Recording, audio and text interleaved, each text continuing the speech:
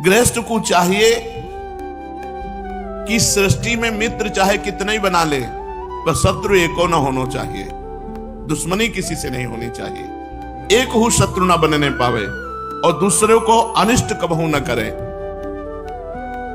यदि परोपकार की भावना से युक्त होकर गृहस्थ धर्म में नाम कीर्तन, भगवत कथा और मेहनत की कमाई, तो उसे भगवत प्राप्ति सहज में हो जाएगी, सहज में हो जाएगी। कुछ लक्षण तो हमने देखे हैं गांव के लोगों के स्वाभाविक होते हैं। पराई माता बहनों की तरफ गंदी दृष्टि से न देखना, पराये धन को न लेना, ये तो स्वाभाविक। जो पढ़े लिखे नहीं, उनमें भागवतिक सद्गुण पाए गए। अब बड़े पढ़े लिखे लोग हैं, बड़ी बुद्धि है, लेकिन बुद्धि में पवित्रता नहीं है। बेईमानी से जैसे आ जाए वैसे धन मिला, वो खुशी हो रहे, और जबकि बेईमानी का धन मिलने पर पश्चाताप होना चाहिए और अपने अंदर ग्लानि आनी चाहिए, उसका प्रयोग नहीं करना चाहिए। उस धन को ऐसी जगह दे देना चाहिए, गौशाला आदि में, जहां पवित्र जगह लग जाए, और कान पकड़ना चाहिए कि दोबारा मैं अधर्म का धन नहीं लाऊंगा, नहीं तो मेरे परिवार का, मेरे वंश का पतन हो जाएगा। दो बातन को सदा भुलाता रहे। अपनों से यदि काहू को उपकार बन जाए, दान पुण्य सेवा, तो उसे याद न करे। कहने की तो बात जाने दो, उसे याद न करे कि मैंने इसको दिया था, मैंने उसको ये सेवा की थी। उससे तुम्हारा पुण्य बढ़ता चला जाएगा। अगर आप याद किए और किसी से कह दिए तो आपके पुण्य का नाश हो जाएगा। और काहू ने अपने साथ कोई बुराई करी, अपकार करी, वह को याद न करे। दो बातें भुला तो जाए। अगर हम किसी के साथ परोपकार किया तो उसको नेकी कर दरिया में डाल, भूल जा। और किसी ने तुम्हारे साथ तिरस्कार, अपमान, निंदा, ये सब, तो उसको भी भूल जाओ। दूसरे के द्वारा किए हुए अपकार को भूल जाओ और अपने द्वारा किए हुए उपकार को भूल जाओ, तो आप पुण्यात्मा कहलाएंगे। दो बातन को कबहू न भूले। अपने साथ यदि काहू ने उपकार किया है, उसको न भूले, और दुर्भाग्य से यदि हमने किसी का अपमान किया है तो उसको न भूले। हृदय में जलना चाहिए। जहां उसको अरे मैंने इसके साथ गलती, उसको प्रणाम करे, उससे मित्रता का भाव करे। जीवन भर दुख मानतो रहे कि मैंने आपको अपमान क्यों किया, निंदा क्यों किया, दुख क्यों दियो। जब आदमी अपनी भूल की पश्चाताप करे है तो वाको पाप नष्ट हो जाए। और जब आदमी अपनों पुण्य की बात करे है, मैंने ये दान किया, मैं प्रयाग नहा के आया, मैं ये किया, उसके पुण्य नष्ट हो जाए। लोग समझते नहीं, इतनी मेहनत करते हैं। अब वो पैदल आ रहे हैं, बोर्ड लगाए हैं, अमुक जगह से अमुक जगह, तीसरी बार पद यात्रा। अब लोग पढ़ रहे हैं, उसके पुण्य क्षय हो रहे हैं। अरे गुप्त रूप से चुपचाप चले आओ, तो तुम्हारे पुण्य पर वो दिखावा होता है। धारण करवे योग्य जितने सद्गुण जहां से मिले स्वीकार कर लो। जहां से भी सद्गुण मिले उन्हें स्वीकार कर लो। अहंकार ना आवन पावे। सदग्रंथन को स्वाध्याय अवश्य करो। योग्य पुरुषन की जीवनी अवश्य पढ़ो। उनके सद्गुणन को अपने में धारण करो। दीनता को भाव बढ़तो ही जाए। एक क्षण को बहुत सावधानी सो परम आवश्यक सत्कार्यन में एक एक क्षण को व्यतीत करो। इंद्रियन की भोग लिप्सा कम कर तो जाए। साधन के ताई स्वस्थ शरीर की परम आवश्यकता है। अतएव खान पान ये सब ठीक रखे। ये शरीर नष्ट होना है, इसे अपना मत मानो, इससे प्यार मत करो। ये बहुत नरक का द्वार है। अगर भजन कर ले गए तो परम पद मिल जाएगा। ए भाई, उचित भोजन डाल लो, बस भजन में लगो। नहीं, भजन बढ़ाओ। वजन के साथ साथ भजन बढ़ाओ, वजन अपने आप कम हो जाएगा। कृष्ण तन शीस जटा एक बेनी, हृदय गुणत रघुपति गुण श्रेणी। शरीर कृष हो गया है, बाल एक बेणी के रूप में हो गए।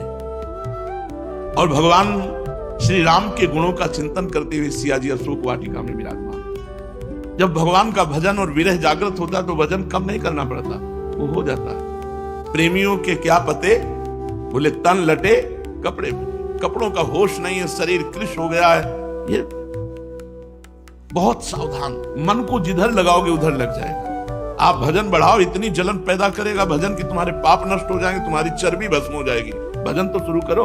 देखो ऋषि मुनियों के ऐसे सही, हरिवंश महाप्रभु कैसे ऐसे, स्वामी हरिदास जी कैसे ऐसे, रूप जी कैसे, सनातन जी कैसे, देखो ना इनको, महाप्रभु चैतन्य देव ऐसे। भगवत अनुराग में इतनी अग्नि है, वो सब अविद्या को भस्म कर देती है। शरीर अविद्या है, चिंता मत करो। भजन करो, भजन, भजन से ही सब बात बनेगी। चाहे माला की संख्या से होए, चाहे घंटा समय के विचार से होए, भजन को एक नियम बना लो कि इतने घंटा करना है, इतने माला करना है, इतने मिनट करना है। जितनो भजन को नियम बनाओ, वाको नित्य ही पूर्ण करके ही सो। भजन में प्रमाद, आलस्य तथा उपेक्षा ना हो पावे। भजन करके भजन ही भगवान सो मांगे, भजन सो तृप्त ना हो पावे। निबुआ घाट में थे तो वहां पास में ही बिल्कुल गंगा जी एकदम तट पे है। जब लाश बह के आती तो कुत्ते जो खाने वाले हैं ना किनारे लाते, वो मन को दिखाते थे, ये मन अपने शरीर को तू जितना प्यार कर रहा है, देख उसकी दुर्दशा क्या होती है, देख इन शरीरों की क्या दुर्दशा है। कुत्ते नोच रहे हैं। वो तो गांव में ऐसे फेंक देते, जलाते नहीं, और उस समय कोई ऐसा नियम भी नहीं था कि जलाना ही है, और जलाने में पैसा लगता है। गांव के गरीब लोग तो ऐसे ले जाते, बहा देते, एक बोरा में रज बांध देते, कमर में बांध के बस खिला देते। ऐसे थोड़ी देरों में वो पानी से रज हट जाती है, वो ऊपर आ जाते, कुत्ते पकड़ के लाते, वो नोचते थे शरीर को, खाते हुए दिखाते कि देखो ये हालत है। घोर वैराग्य, अरे ये शरीर की दुर्दशा है। अंदर से बस शिव शिव शिव शिव शिव, क्योंकि शैव संप्रदाय में थे, बस शिव शिव शिव, घोर वैराग्य। तभी तो कुछ सुभाई नहीं देता था। रोज नया दृश्य देखते, नया बच्चा मरा हुआ जा रहा है, कोई स्त्री जा रही, कोई पुरुष। गंगा जी की तो धारा ऐसी, रोज नया वैराग्य। क्यों फंस रहे हो इस शरीर पे? ये शरीर नाशवान, कभी भी मर सकता है। परमात्मा प्राप्ति करो, बस बैठ के गंगा किनारे निरंतर भगवदाकार मन, शरीर की कोई परवाह नहीं। बमूल का कांटा लग करके वो टूट जाता था, घुस नहीं पाता था पैरों में। ऐसी चमड़ी गर्म ठंडा होकर मोटी हो गई थी, और इतनी इतनी बीमारी थी पैरों में। कभी जूता चप्पल, कभी मंजन, कभी कुछ नहीं, कुछ नहीं, एक पैसे का खर्चा नहीं। अब रात दिन भजन में वृत्ति लगती थी। पुलक गात ही सी रघुवीर, जी नाम जप लोचन नीरू। ये स्थिति है। शरीर हर समय पुलकित है, जीभ से नाम जप चल रहा है और आंखों से आंसू चल रहे हैं। जी नाम जप लोचन नीरू, लोचन से अश्रु बह रहे, जिह्वा से नाम पुलक गात ही सी रघुवीर। शरीर पुलकित हो रहा है, हृदय में भगवान का ध्यान है, नेत्रों में अश्रु प्रवाह है, जिह्वा पे नाम है। धन्य है जीवन जो प्रतिपल ऐसा जीवन काट रहे हैं। इसलिए बड़े उत्साह से भजन करो, जैसे बने वैसे भजन में लग जाओ। यह अंदर खेद रहे कि हमसे उतनो भजन नहीं हो पा रहे हो जितनो करनो चाहिए, ये खेद रहे। भजन की कभी तृप्ति न हो पावे और भूख बढ़े भजन की, ऐसो भजन बने, तब समझे कि भगवान की कृपा है। कैसो? जी नाम जब लोचन नीरू, जब नाम लेते ही आंखों से आंसू गिरने लगे, तब जानो जीवन सार्थक हो। क्या इन मलिन शरीर पे, चाहे हमारा हो चाहे दूसरे को, जाना है भाई, जाना है। और जहां यहां से निकले इसकी दुर्दशा हो जानी, आग में जला दिया जाएगा। जैसे भुट्टा भूंजा जाता है, इसे पलटा पलटा के लोग जलाते हैं शरीरों को, बिल्कुल भस्म हो जाए, बचने न पावे, पूरा शरीर नष्ट हो जाता है। इसलिए इस शरीर से प्यार मत करो। इस शरीर की कमी बेशी को कमी बेशी नहीं, भजन की कमी बेशी को देखो, भजन न कम होने पावे। चलते हैं श्रीमद् भागवत महापुराण। प्रसंग चल रहा है, भगवान ने श्री उद्धव जी से कहा कि यदि तुम्हें कोई गला पकड़ करके दबा दे, तुम्हारे ऊपर मूत दे, थूक दे, मारे पीटे, गाली गलौज करे, तो भी तुम्हें सह जाना है। तो उनका प्रभु दुष्ट जनों के द्वारा किया हुआ अपमान सहना बहुत कठिन है, आप ऐसे समझाइए जिससे मैं इसे सह पाऊं। तो भगवान ने एक उदाहरण दिया तितिक्षु ब्राह्मण की कथा से। एक ब्राह्मण उज्जैन में रहता था, उसने जीवन भर धन कमाया, ना स्वयं भोगा ना परिवार को भोगने दिया। तो पंच देवता बिगड़ गए, आग लग गई, सब धन भस्म हो गया। जो कुछ संपत्ति अचल थी उसे राज सैनिकों ने छीन ली। अब उसके पास धन नहीं रहा तो परिवार के वैसे उससे नाराज, सब परिवार के लोग छोड़ दिया। अब अकेला, न रुपया न पैसा न संपत्ति, कुछ नहीं। अब वृद्ध शरीर उसके मन में आया कि अब क्या करूं, अब भगवान के सिवा मेरा कोई नहीं। बड़ी कृपा जिसके ऊपर ऐसी विपत्ति आवे कि वो सोच पावे कि भगवान के सिवा हमारा कोई नहीं। जो रुपए का चिंतन करता है और रुपए का संग्रह करता है तो 15 दोष उसमें आ जाते हैं। चोरी, हिंसा, झूठ बोलना, दंभ, काम, क्रोध, गर्व, अहंकार, भेद बुद्धि, वैर, अविश्वास, स्पर्धा, लंपटता, जुआ और शराब। और ये 15 दोष आ जाते हैं जो धन का चिंतन करता हो, केवल धन कमाने में ही, धन बढ़ाने में ही, ये दोष उसमें आ जाते हैं। चोरी, हिंसा, झूठ बोलना, दंभ, काम, क्रोध, गर्व, अहंकार, भेद बुद्धि, वैर, अविश्वास, स्पर्धा, लंपटता, जुआ, शराब। इसलिए जिसको इसी जन्म में अपना कल्याण चाहना, वो धन का चिंतन न करे। गृहस्थ है तो पीछे आज चर्चा हुई, पंडित गया प्रसाद जी महाराज ने कहा धर्म पूर्वक धन कमाओ, चिंतन भगवान का करो, धन का नहीं। भाई बंधु, स्त्री, पुत्र, माता पिता, सगे संबंधी जितने हैं, ये स्वार्थ के कारण तुमसे प्रेम करते हैं। जिस दिन स्वार्थ नष्ट हो गया, उसी दिन तुम देखोगे कोई तुमसे प्रेम नहीं करता। कोई नहीं करता यार, पूरी जिंदगी में देखा है, कोई नहीं करता। भगवान सत्य है, वो सत्य से रिझते हैं, और सत्य तुम्हें बताएं, कोई प्यार नहीं। अपना स्वार्थ की पूर्ति हो तो फिर सब प्यार। बहुत कड़वा संसार। राधा राधा जपो, अपनी मस्ती से चलो, ये जीवन भगवत प्राप्ति कर ले तो कर ले, नहीं तो धोखे में फंस जाओगे। धोखे में बिल्कुल धोखा है, पूरे जन्म के जन्म धोखा खाते चले आ रहे हैं, अब धोखा ना खाओ।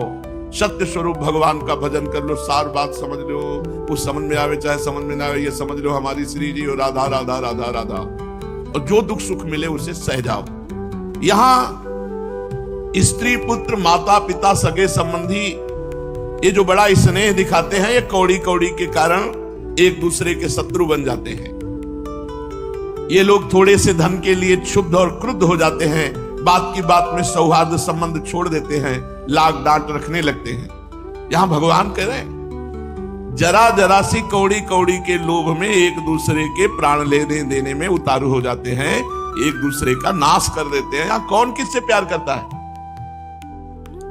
देवताओं की भी प्रार्थनीय मनुष्य जन्म को प्राप्त करके जो भगवत प्राप्ति नहीं करता, उसकी भारी दुर्गति होती है, अशुभ गति होती है। यह मनुष्य शरीर मोक्ष और स्वर्ग का द्वार है और नरक का भी द्वार है। भजन कर ले तो स्वर्ग का मोक्ष का द्वार बन जाएगा, भजन नहीं करोगे तो नरक का द्वार है। इसको पाकर ऐसा कौन बुद्धिमान मनुष्य है जो अनर्थों के धाम धन के चक्कर में फंसकर अपने जीवन को नष्ट कर दे? जो मनुष्य देवता, ऋषि, पितर, प्राणी, जाति, भाई, कुटुंबी, इन सबका भरण पोषण नहीं करता, उनको भाग देकर संतुष्ट नहीं रखता और अपने आप उदर पोषण करता है, वह कृपण अधोगति को प्राप्त होता है। अगर आप रुपया कमा के ला रहे हो तो पूरे परिवार का अधिकार है, पूरे परिवार की कामना पूरी करो, उनको पोषण करो, क्योंकि तुम घर के प्रधान सदस्य हो। अगर ऐसा नहीं करोगे तो तुम्हें नरक जाना पड़ेगा। अब वो ब्राह्मण सोच रहा है कि मैं अपने कर्तव्य से च्युत हो गया हूं, मैंने प्रमाद में अपनी आयु, धन और बल पौरुष खो दिया। अरे विवेकी लोग जिन श्वासों से साधना करके मोक्ष प्राप्त करते हैं, उन श्वासों को मैंने धन इकट्ठा करने की व्यर्थ चेष्टा में खो दिया। अब मैं बूढ़ा हो गया, मेरा कोई साधन बनने वाला नहीं, क्या करूं? मालूम नहीं होता कि बड़े बड़े विद्वान ये धन और परिवार की तृष्णा में फंसकर पूरा जीवन बर्बाद कर देते हैं। हो न हो, अवश्य ही ये संसार किसी की माया से अत्यंत मोहित हो रहा है। ये मनुष्य शरीर काल के विकराल गाल में पड़ा हुआ है। इसको धन से, धन देने वाले देवताओं से और लोगों से क्या हमें जाना है? आज नहीं तो कल जाना है। हमें यहाँ की मित्रता, शत्रुता, धन, वैभव, पद, प्रतिष्ठा, इससे क्या होगा? भोग वासना और उनको पूर्ण करने वालों से क्या जन्म मृत्यु के चक्र से कोई मुझे बचा सकता है? नहीं। तो लाभ ही क्या फिर इनसे मित्रता करने से? वो ब्राह्मण सोच रहा है। इसमें संदेह नहीं कि सर्वदेव स्वरूप भगवान आज मुझ पर बहुत प्रसन्न है, तभी मुझे ऐसी स्थिति में ले आए। कोई सहयोगी नहीं, तभी मुझे उन्होंने इस दशा में पहुंचाया। यह है भगवान की कृपा। वैभवहीन कर दिया, परिवार के लोग प्यार नहीं करते, शरीर बुढ़ापे से ग्रसित हो गया। आज मैं जो इस दुर्दशा को पहुंचा हूं, इसमें मैं भगवान की कृपा मानता हूं। मुझे जगत के प्रति ये दुख, बुद्धि और वैराग्य हुआ। वस्तुतः वैराग्य ही संसार सागर से पार होने के लिए नौका के समान है। अब मैं ऐसी अवस्था में पहुंच गया हूं, पता नहीं मेरी आयु है कि नहीं, बूढ़ा हूं। अगर आयु मेरी शेष है तो आज से मैं दृढ़ संकल्प करता हूं, ये है बढ़िया काम। उस बूढ़े की जिंदगी बन गई, इतना महान संत हो गया कि भगवान उसकी कथा 11 स्कंद में कह रहे हैं, और जीवन में भजन नहीं किया। परिवार के लोगों ने ठुकरा दिया, संपत्ति नष्ट हो गई, बुढ़ापे में अब उसको ज्ञान हुआ। मैं अगर मेरी श्वासें हैं तो मैं आत्म लाभ करूंगा, आत्मज्ञान। मैं परमार्थ के विषय में सावधान हो गया हूं। अब जितना समय बचेगा मैं कठोर तपस्या के द्वारा शरीर को कष्ट दूंगा और भजन के द्वारा भगवान की प्राप्ति करूंगा। तीनों लोगों के देवतागण मेरी इस बात का अनुमोदन करें कि मैं संकल्प करता हूं कि आज से एक भी श्वास खाली नहीं जाएगी। मेरी जितनी श्वासें अब बची हैं वो भगवान के चिंतन में व्यतीत करूंगा और जितना कष्ट मिलेगा उसको आराम से सहूंगा और भगवान की प्राप्ति करूंगा। अभी निराश होने की कोई बात नहीं, क्योंकि महाराजा खडवांग ने तो 2 घड़ी में भगवत प्राप्ति की थी, मेरी तो अभी श्वासें होंगी। उस वृद्ध ब्राह्मण ने ऐसा निश्चय किया। भगवान श्री कृष्ण कहते हैं, उद्धव जी, उस उज्जैन निवासी ब्राह्मण ने मन ही मन इस प्रकार निश्चय करके कि मैं और मेरेपन की गांठ खोल देना ही इस मोक्ष पदवी को प्राप्त करना है, उसने मैं और मेरापन हटा दिया और संन्यास ले लिया और मौन धारण कर लिया। अब उसके चित्त में किसी भी स्थान, वस्तु, व्यक्ति के प्रति आसक्ति नहीं रही। उसने अपने मन, इंद्रिय और प्राणों को वश में कर लिया। वह पृथ्वी पर स्वच्छंद रूप से विचरने लगा। वो भिक्षा के लिए नगर और गांव में जाता अवश्य था, परंतु इस प्रकार जाता था कि कोई उसे पहचान न पाता। उद्धव जी, वो सन्यासी बहुत बूढ़ा हो गया था, तो गांव के दुष्ट लोग उसे देखते ही टूट पड़ते और उसका तरह तरह से तिरस्कार करके उसको बहुत तंग करते। कोई उसका दंड छीन लेता, तो कोई भिक्षा पात्र झटक लेता, कोई कमंडल उठा ले जाता, कोई आसन रुद्राक्ष की माला कंथा ही लेकर भाग जाता, कोई तो उसकी लंगोटी वस्त्र ही खोल करके ले जाता, कोई वस्तुएं ऐसे देने को कहता फिर दिखलाकर छीन लेता। वह अवधूत मधुकरी मांगकर जब लाता और बाहर नदी के तट पर भोजन करने को बैठता तो पापी लोग उसके ऊपर मूत देते थे, कभी थूक देते थे। वे लोग उस मौनी अवधूत को तरह तरह से बोलने के लिए विवश करते और जब वो इस पर भी ना बोलता तो उसे खूब पीटते। ये सब प्रसाद मिलता है, घोर वैरागी को ये प्रसाद मिलता है और उसका ब्रह्म भाव दृढ़ होता जाता है, देह भाव छूटता जाता है। जैसे जैसे प्रतिकूलता आती है ब्रह्म भाव बढ़ता जाता है पक्का और देह भाव छूटता है, और जहां अनुकूलता आती है तो फिर देह भाव पुष्ट होता है। इसीलिए भर्तरी जी ने जब भगवान शंकर प्रसन्न हुए और प्रकट हुए तो कहा वरदान मांगो, तो उन्होंने कहा कभी सम्मान से हमें भिक्षा न मिले, क्योंकि अनुकूलता से देह भाव पुष्ट होता है, प्रतिकूलता से ब्रह्म भाव पुष्ट होता है, और देह भाव नाशवान है, ब्रह्म भाव अविनाशी है। तो लोग उसको पीटते, कोई उसे चोर कहकर डांटने डपटने लगता, कोई कहता इसे बांध लो, फिर उसे रस्सी से बांधने लगते, कोई उसका तिरस्कार करके इस प्रकार ताना कसते कि देखो देखो इस कृपण ने धर्म का ढोंग रचा है, धन संपत्ति जाती रही, स्त्री पुत्रों ने घर से निकाल दिया, तो अब इसने भीख मांगने का रोजगार करने के लिए संन्यास ले लिया। ओहो देखो तो सही, ये मोटा तगड़ा भिखारी धैर्य में बड़े भारी पर्वत के समान है, ये मौन रहकर अपना काम बनाना चाहता है। सचमुच ये बगले से भी बढ़कर के ढोंगी है, दृढ़ निश्चयी है। कोई उस अवधूत की हंसी उड़ाता। संसार में ऐसे ऐसे लोग हैं, पूछो मत, दुष्टता की हद है। और ये सब देखने को मिला है। गंगा किनारे जब भ्रमण करते थे, पिटे भी है, गाली भी खाई है, अपमान भी सहा है, भगवान की कृपा का अनुभव हुआ है। जैसे लोग तोता मैना आदि पालतू पक्षियों को बांध लेते हैं, पिंजड़े में बंद करते हैं, वैसे उस बूढ़े सन्यासी को भी घरों में जाकर कमरे में बंद कर देते और ताड़ना देते, किंतु वो किसी से कुछ नहीं कहता, चुपचाप सह लेता। कभी उसे बुखार आदि के कारण दैहिक पीड़ा सहनी पड़ती, कभी गर्मी सर्दी आदि से दैवी कष्ट उठाना पड़ता, कभी दुर्जन लोग अपमान आदि के द्वारा उसे भौतिक पीड़ा पहुंचाते, परंतु उस सन्यासी के मन में इससे कोई विकार नहीं होता। वह समझता कि सब मेरे पूर्व जन्म के कर्मों का फल है, इसे मुझे अवश्य भोगना पड़ेगा। यद्यपि नीच मनुष्य तरह तरह के तिरस्कार करके उसे उसके धर्म से गिराने की चेष्टा किया करते, फिर भी वो बड़ी दृढ़ता से अपने धर्म में स्थिर रहता और सात्विक धैर्य का आश्रय लेकर वो ऐसे उद्गार प्रकट करता जिसे भिक्षु गीत कहते हैं। ब्राह्मण कहता कि मेरे सुख अथवा दुख का कारण न ये मनुष्य है, न देवता है, न शरीर है, और न ग्रह, कर्म, काल आदि ही है। श्रुतियां और महात्मा जन दुख सुख का कारण क्या बताते हैं? मन ही इस दुख सुख का परम कारण है। जो मुझे दुख मिल रहा है ये न मनुष्य दे रहे, न देवता दे रहे, न शरीर दे रहा है, न कोई ग्रह, न कोई कर्म, न कोई काल। श्रुतियां और महात्मा जन कहते हैं कि मन को ही इसका परम कारण बताया। कि मन ही दुख सुख का कारण है, मन ही सारे संसार चक्र को चला रहा है। सचमुच ये मन बहुत बलवान है।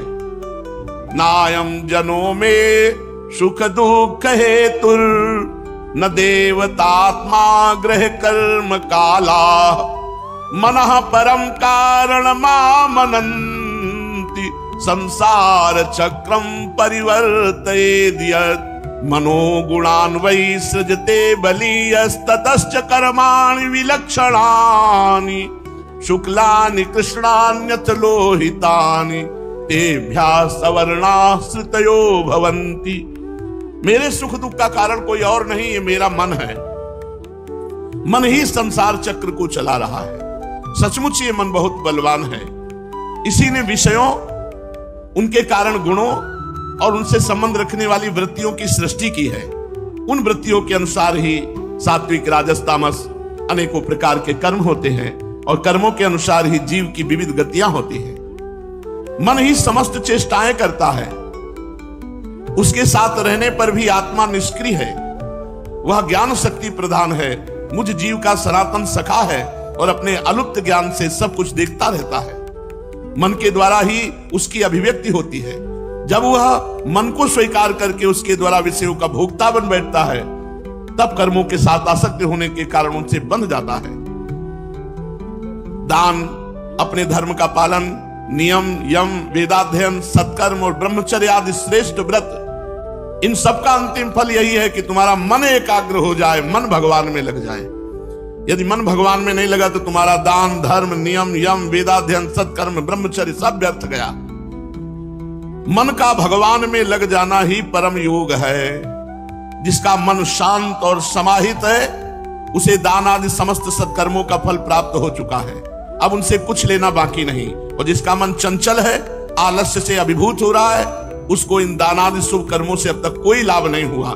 सभी इंद्रियां मन के वश में है, मन किसी भी इंद्रिय के वश में नहीं है। ये मन बलवान से भी बलवान अत्यंत भयंकर देव है। जो इसको अपने वश में कर ले वही देवाधिदेव, इंद्रियों का विजेता है, जो मन को वश में कर ले। ये ब्राह्मण विचार कर रहा है। सचमुच मन बहुत बड़ा शत्रु है, इसका आक्रमण असह्य है। सचमुच मन बहुत बड़ा शत्रु है, इसका आक्रमण असह्य है। ये बाहरी शरीर को ही नहीं, हृदय आदि मर्म स्थानों को बेधता है। इस मन को जीतना बहुत कठिन है। मनुष्य को चाहिए कि सबसे पहले इस मन रूपी दुश्मन पर विजय प्राप्त करे।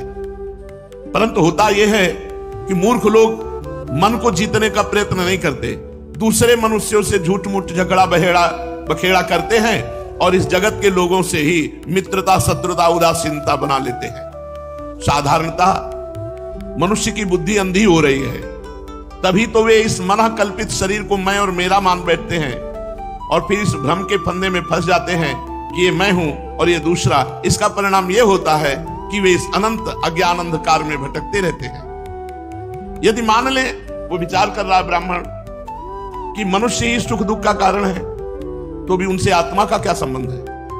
क्योंकि सुख दुख पहुंचाने वाला मिट्टी का पार्थिव शरीर और भोगने वाला भी पांच भौतिक शरीर, तो आत्मा का उससे क्या मतलब?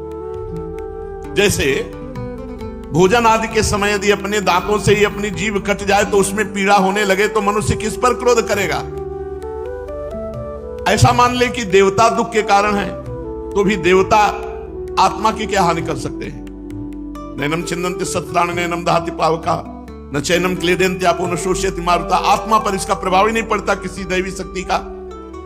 क्योंकि यदि दुख के कारण देवता है तो इंद्रियाभिमानी देवताओं के रूप में उनके भोक्ता भी तो वे ही हैं।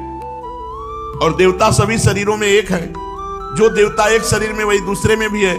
ऐसी दशा में यदि अपने ही शरीर के किसी एक अंग से दूसरे अंग को चोट लग जाए तो भला किस पर क्रोध किया जाए? इसका मतलब कोई मनुष्य दुख देने वाला नहीं, कोई देवता दुख देने वाला नहीं। और यदि ऐसा माने कि आत्मा ही सुख दुख का कारण है, तो वो तो अपनी आत्मा आप ही है, कोई दूसरा नहीं। क्योंकि आत्मा से भिन्न कुछ और है ही नहीं। यदि दूसरा कुछ प्रतीत होता है तो मिथ्या है, इसलिए न सुख है न दुख है। फिर क्रोध कैसा? क्रोध का निमित्त क्या? तो आत्मा भी दुख सुख नहीं देती। यदि माने ग्रहों को सुख दुख का निमित्त, तो अजन्मा आत्मा के ऊपर ग्रहों का क्या प्रभाव? ग्रहों का प्रभाव शरीर के ऊपर पड़ता है। उनका प्रभाव भी जन्म मृत्युशील शरीर पर ही होता है। ग्रहों की पीड़ा तो उनका प्रभाव ग्रहण करने वाले शरीर को ही होती है। आत्मा उन ग्रहों और शरीरों से सर्वथा परे है, तो किस पर क्रोध करे? यदि कर्मों को सुख दुख का कारण माने तो उनसे आत्मा का क्या प्रयोजन, क्योंकि वे तो एक पदार्थ के जड़ और चेतन उभय रूप होने पर ही हो सकते हैं। जो वस्तु विकार युक्त अपना हिताहित जानने वाली होती है उसी से कर्म हो सकते हैं, अतः वो विकार युक्त होने के कारण जड़ होनी चाहिए, हिताहित का ज्ञान रखने के कारण चेतन। किंतु देह तो अचेतन है, जड़ है, उसमें पक्षी रूप से रहने वाला आत्मा निर्विकार और साक्षी मात्र है। इस प्रकार कर्मों का तो कोई आधार ही सिद्ध नहीं होता, फिर हम किस पर क्रोध करें? तो ना मनुष्य दुख देते हैं, न देवता, ना आत्मा, और ना ग्रह नक्षत्र, और ना ये कर्म ही। अब यदि ऐसा माने कि काल सुख दुख का कारण है तो आत्मा पर उसका क्या प्रभाव? क्योंकि काल तो आत्मस्वरूप है। जैसे आग आग को नहीं जला सकती, बर्फ बर्फ को नहीं गला सकता, वैसे ही आत्मस्वरूप काल अपने आत्मा को ही सुख दुख नहीं पहुंचा सकता। फिर किस पर क्रोध किया जाए? आत्मा शीत उष्ण सुख दुख आदि द्वंद्वों से सर्वथा अतीत है। आत्मा प्रकृति के स्वरूप धर्म कार्य लेस संबंध और गंध से भी रहित है। उसे कभी कहीं किसी के द्वारा किसी भी प्रकार से द्वंद्व का स्पर्श ही नहीं होता। आत्मा तो जन्म मृत्यु के चक्र में भटकने वाले अहंकार से बहुत परे है, और यह जन्म मृत्यु का दुख अहंकार को होता है। इस बात को जान लेना है।